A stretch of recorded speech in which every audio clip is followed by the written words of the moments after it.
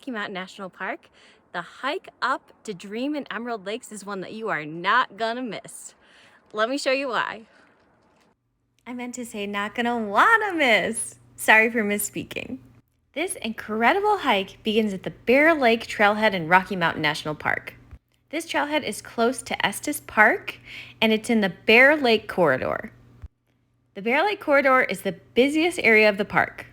And in 2021, you have to have a timed entry permit just to get into Rocky Mountain National Park, which you can get on recreation.gov, but you need a special timed entry permit in order to get into Bear Lake Corridor. So if you want to do this hiking trail, make sure you get the reservation for the Bear Lake Corridor. This trailhead fills up pretty quickly, so I would recommend getting there super early in the morning or going at an off hiking time like in the evening or the later afternoon. I would not recommend doing this hike on a weekend just because I feel like it would be way too busy. And even though this trailhead is pretty big, it does fill up really early. So there's also a free shuttle you can take within the park from other parking lots in order to get to this area.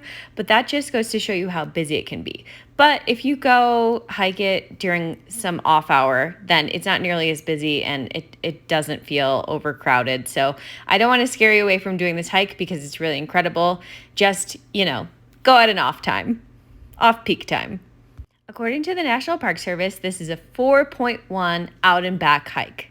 I tend to think it's actually a little shorter than 4.1 miles. I saw other places it's listed as 3.2 or 3.5 miles, but according to NPS, it is 4.1. This hike is a little bit of higher elevation. It starts above 9,000 feet, and through the course of the hike, you gain about 700 feet of elevation.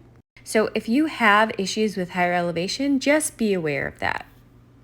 This is a fairly moderate hike though. Like I said, the elevation gain's only 700 feet. So I think this is doable for hikers of lots of different ability levels.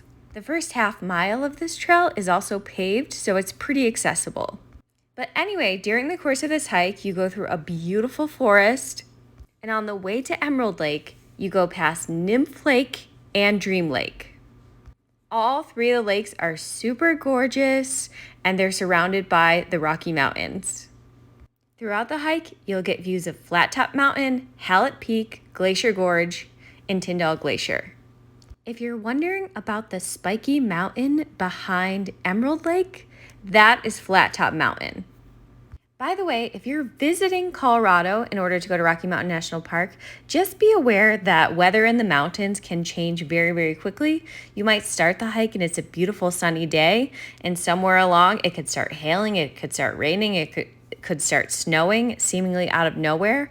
Our weather in the mountains just does change very quickly, so be prepared for any types of weather while you're out there and bring lots of layers.